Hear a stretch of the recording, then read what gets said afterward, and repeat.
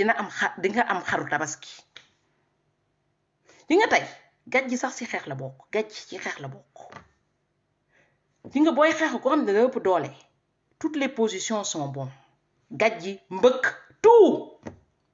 Macky Sall il faut ngeen am endurance gaañ bii nii Macky Sall neen du ko wàccee moo nekk seen vice président APR te waa APR ñoo ko dem votel assemblée nationale moom moo topp ci Moustapha Niass kii moo remplacé Cissé Lo il faut que sénégalais yépp xam ne Cissé Lo dégguloon tubaab de mais mënoon na wax chambre dafa démissionné ki ka remplacé ki topp si suñu ku nekk suñu vice président assemblée nationale chambre sax mënu ko prononcer mooy jaaykatu carotte bi nekk fii France sax moo ko gën a dégg tubaab chambre sax mënu ko prononcer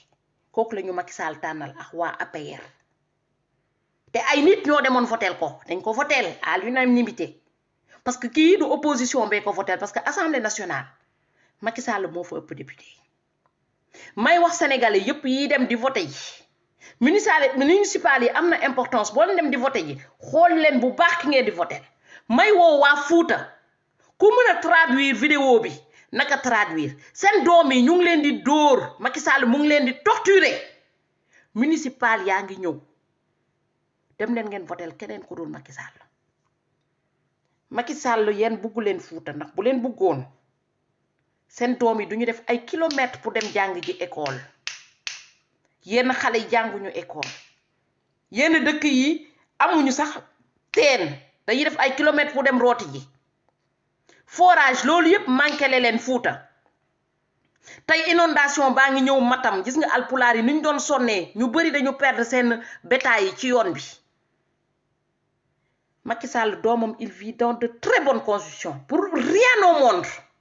Macky Sall du wàññi confort doomam yi pour yéen waa Fuuta confort doomam yi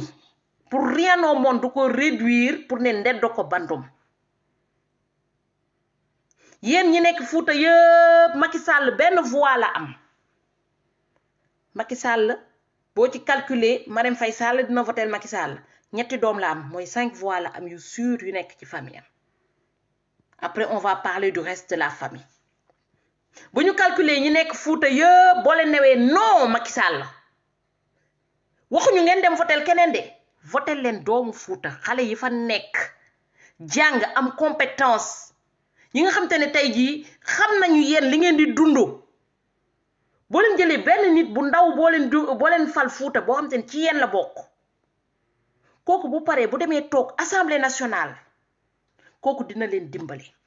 boo leen jëlee seen benn doom boo xam te ne ci yéen a ko yar ci li ngeen béy li ngeen def yëpp ngeen ko doon fayal ba mu dem jàngi ji kooku bu ñëwee du leen toroxal Macky Sall yaroowul Fuuta Macky Sall fële Fatick la yaroo ngeen dem xool Fatick defu fa dara dafa ñëw ba diggu Fatick tabax fa kër gu rafet gis ngeen waa Fatick condition bi ñuy dund léegi balaa muy dégg alpulaar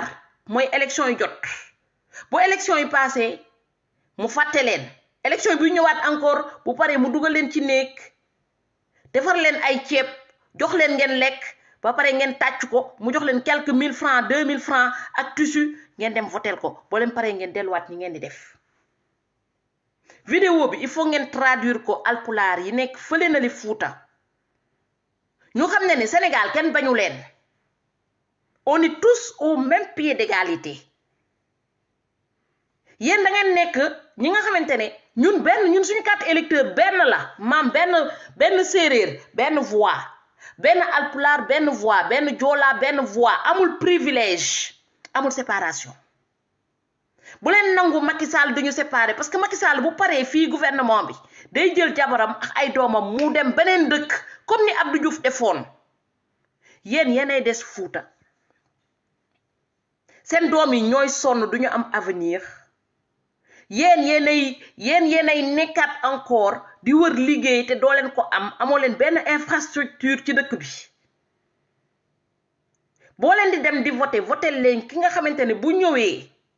dina améliorer seen condition de vie tey député yi fa nekk yëpp ba ci Farba Ngom préféré na dem rangale ay oto koñ ba koñ fa mu dëkk tellement qu'il est abruti am ay oto xamul ne oto yooyu noonu boo amee oto yu am valeur yooyu noonu ci garage nga koy def mais ba mu koy jënd yéen xalaatu leen yéen ñi nekk añam yéen xam la soxla yéen ñi nekk añam rangale ay mouton présenté ne am na ay xar yu bari yu mu rangale pour que moom ñu mun koo jox poste mu tekki ëpp leen benn niveau Farba Ngom ëpp leen benn niveau ëpp leen benn base yéen a constitué base u Farba Ngom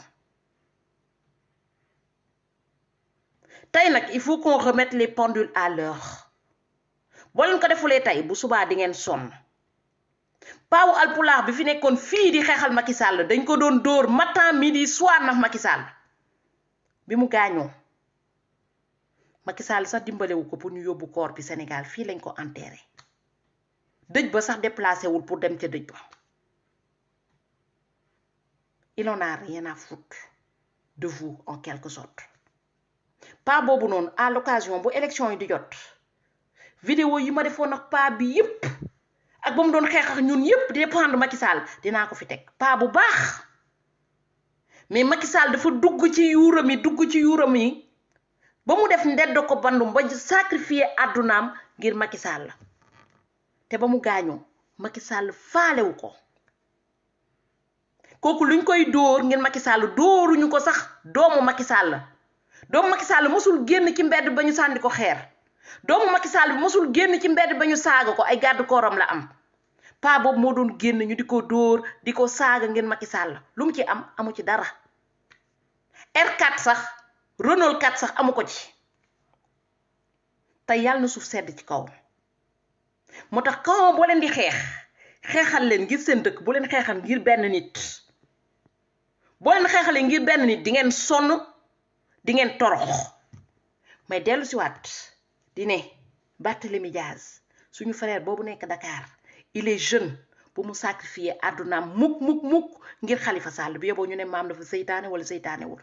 ngir Khalifa Sall jaru ko parce que am na foo xam te ne boo fa tolloo bu Khalifa Sall amulee ngor pour ne man damay bàyyi foccee flambeau yu mag yi ndax du ma sa doyal ñoom duñu ma sa doyal âge boobu noonu amul ñoom seen xeet ñoom xeetu politicien boobu noonu duñu mës a doyal fii ak bulewuñu seen ndey duñu mës a doyal di nga tey fii ak Bart jëlu responsabilité fële na le nu mu tuddati ji ngeen Moustapha Niass na mu def ba màgget noonu lay def ba màgget ci biir chaise bi duñu wacc relève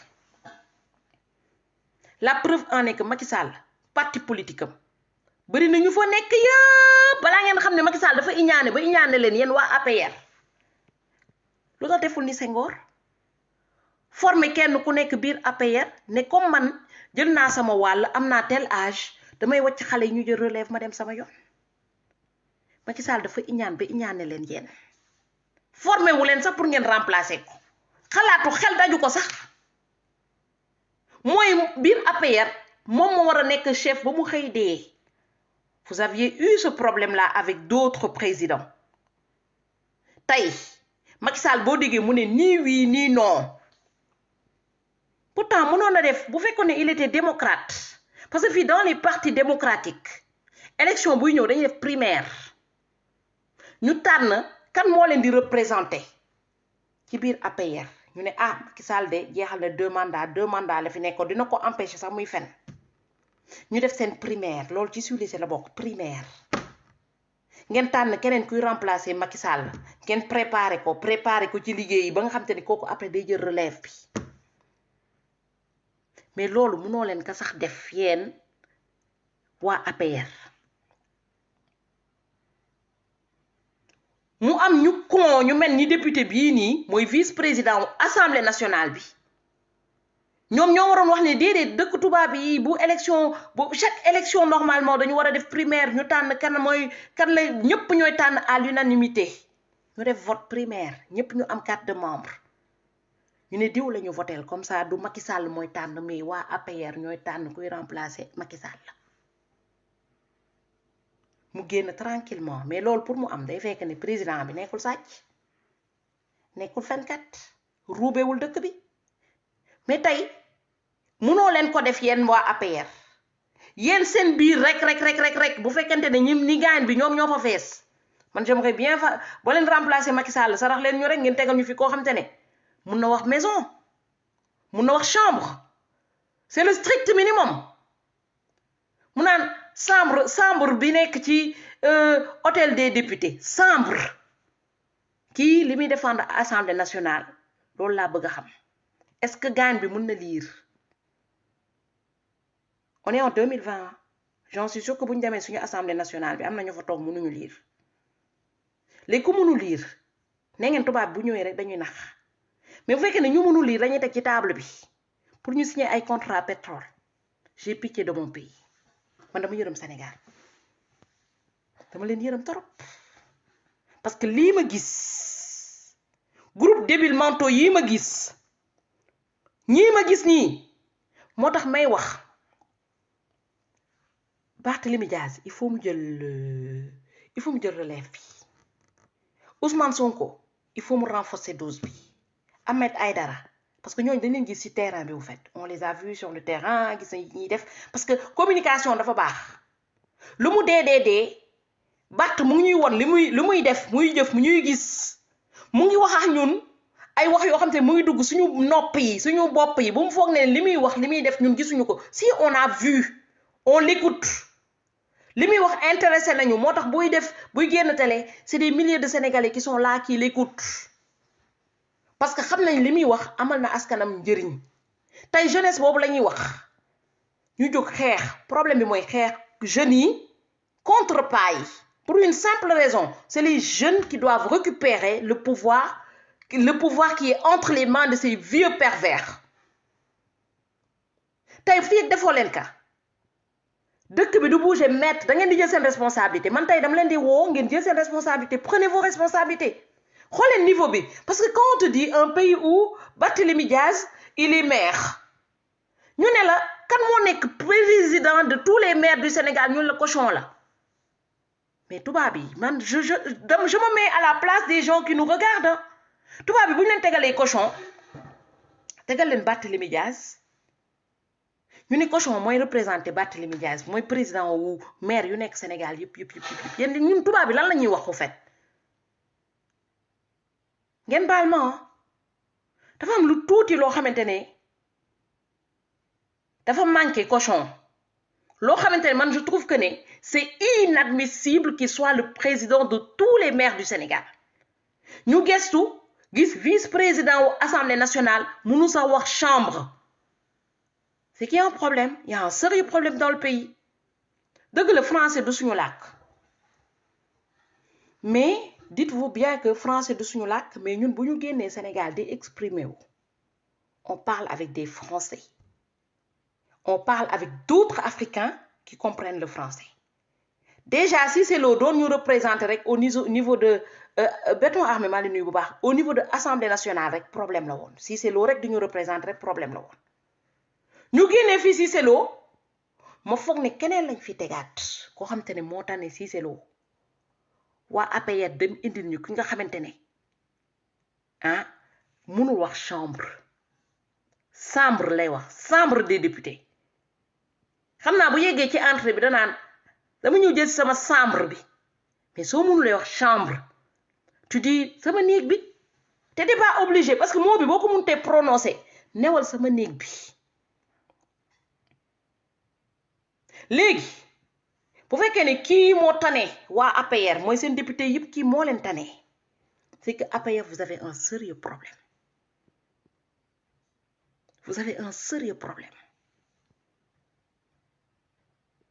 ñi nekk APR yëpp ki moo leen di représenter man dama am problème ak Macky Sall j'ai un problème avec sa famille j'ai un problème avec son parti moo tax may wax jeunes yi jël leen seen responsabilité prenez votre responsabilité avant qu'il ne soit trop tard ñun ñi nekk di fi yuuxu nii dañuy añ dañuy reer dañuy ndékki dañuy goûter yéen a manqué loolu yëpp sànq maa ngi xool Chine ñi wane ne ñoom dañoo am lu ñuy lekk ba li ñuy tuur dafa ëpp ba léegi ñuy jéem a réduire seen assiette surproduction alimentaire la ñu am ñun ñu ngi ci insuffisance alimentaire lan mooy defar loxo Sonko ñëw na leen won naka la ñuy defaree tuuti rek as coof la leen def coof xam xool William dina maa ngi woo William bi pour une simple raison il faut mu wax leen en direct lan moo xew Fouta bu leen waxee lii xew Fouta vous allez comprendre les choses que ne maam li mu leen di wax ah dafa woo waa Fouta dama woo waa Fouta William mi bokk na ci gi nga xamante ne daf may expliquer bu baax a baax am na yu bari yoo xamante ne daf ma koy expliquer foofu noonu ci Fouta bi tey suñu mbokku alpulaar yi ils sont victimes waa kay William yaa ngi nekk ci direct bi maa ngi ci jàmm waa waa keñ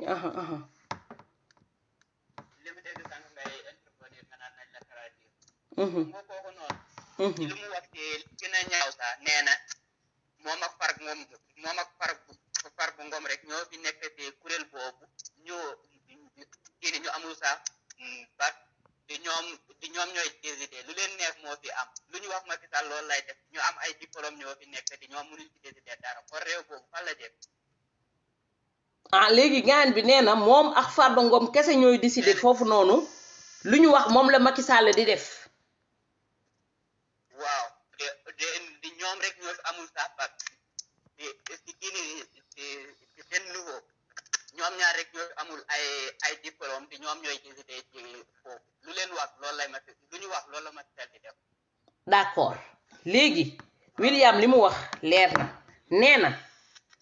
ñi wër Macky Sall am na ñu bari ñu am diplôme moo Farba Ngom rek a fa amul diplôme mais Macky Sall ñoom ñaar ñi amul diplôme mooy nu mu tuddati sax Amadou Sow ak Farba Ngom ñoom ñaar rek ñoo fa amul diplôme mais ñi amul diplôme yooyu noonu ñoom la Macky Sall di déglu mooy ñi nga xam te mënuñu wax chambre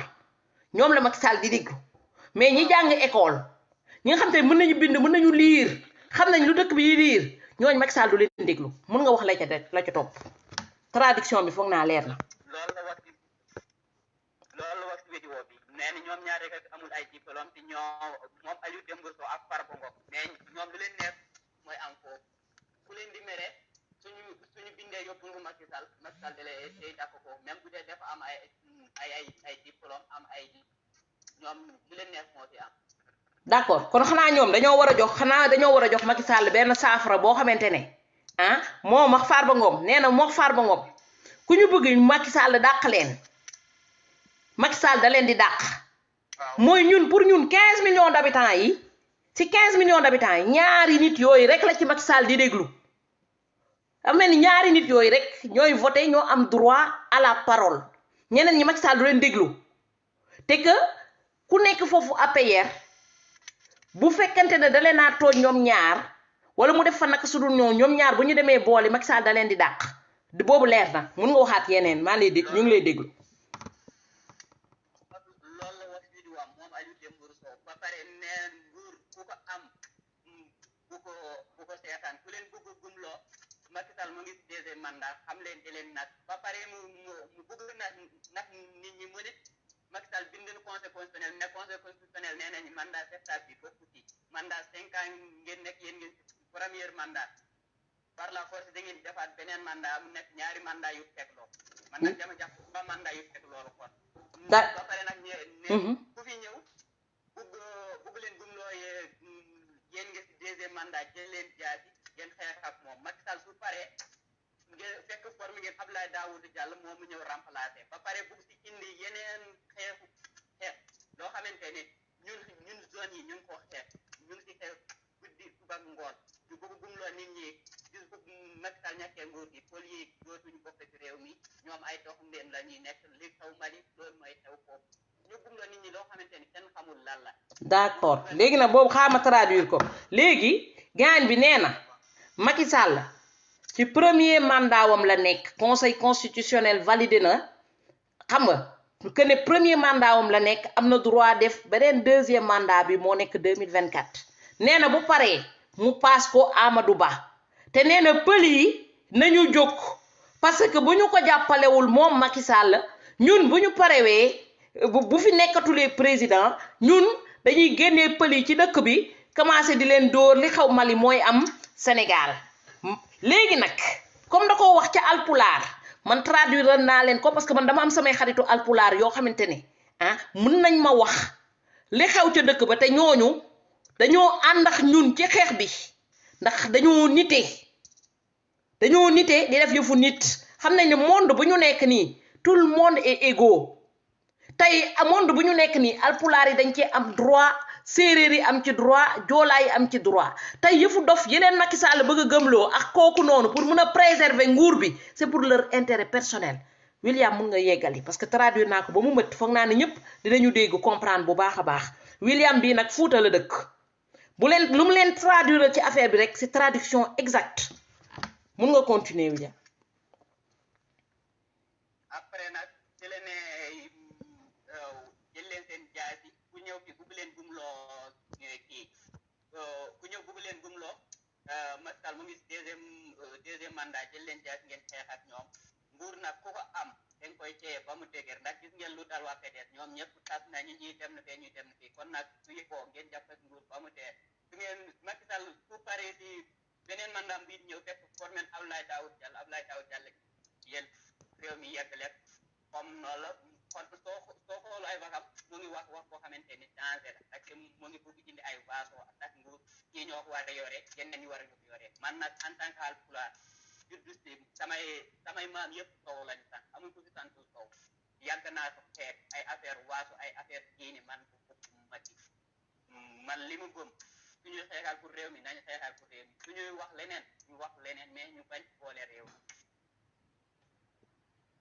merci beaucoup Williams merci beaucoup lii suñu témoignage yu benn frère alpulaar boo xamante ne ku baax a baax la te li ñuy xeex lay xeex dafa ànd ak ñun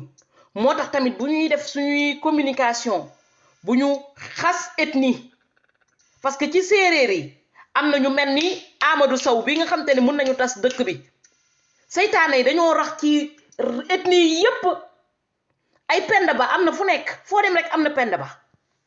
léegi ñun ñi nga xamante ne yàlla may nañu suñu xol yi yaatu parce que loolu ci yaatal xol la bokk gis sa bokk bëgg alpulaar bi comme yow ni nga bëggee sa bopp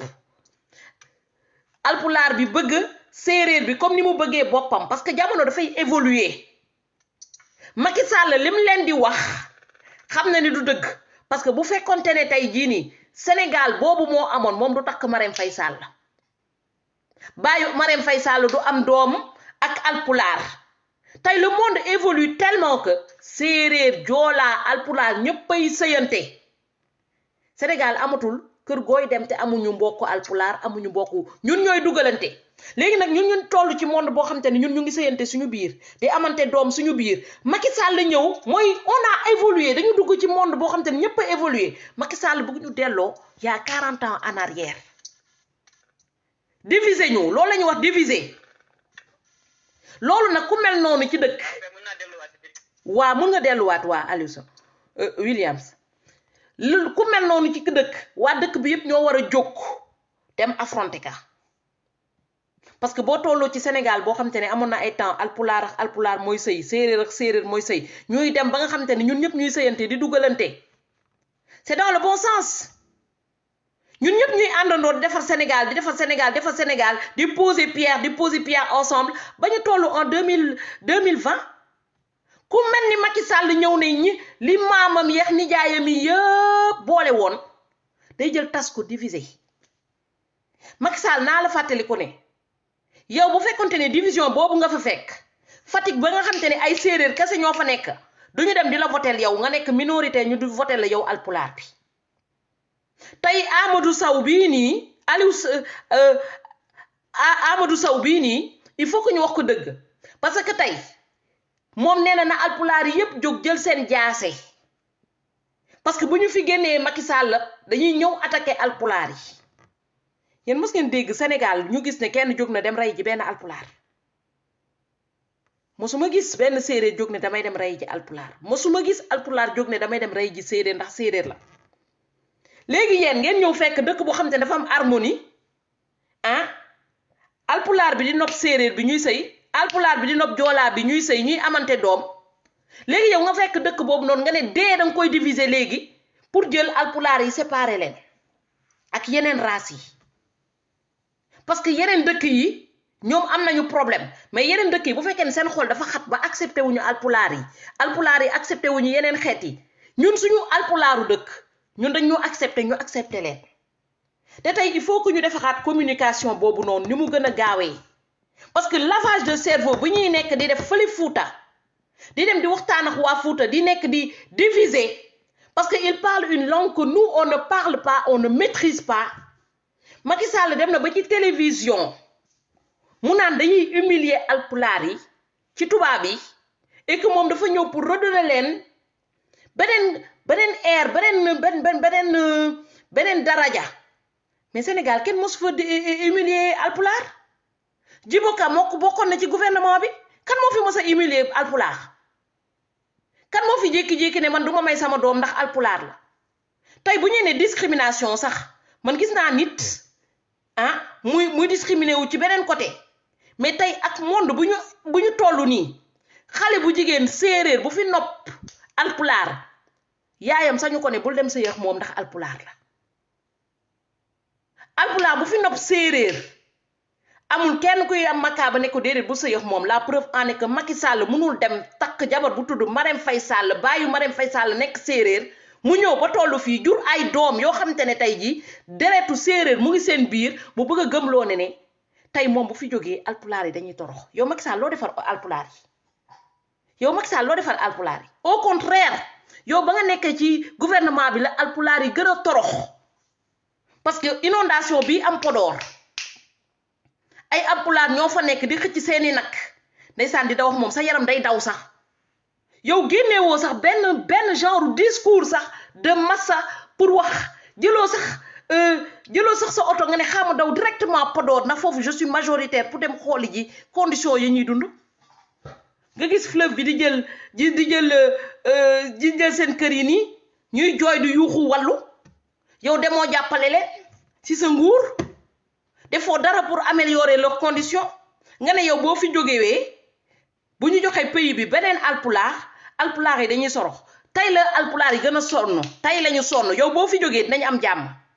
parce que Léopold Sédar Senghor sax ba mu fi nekkee woon xëy na li mu def bariwul mais ñëpp a doon lekk di añ ba suur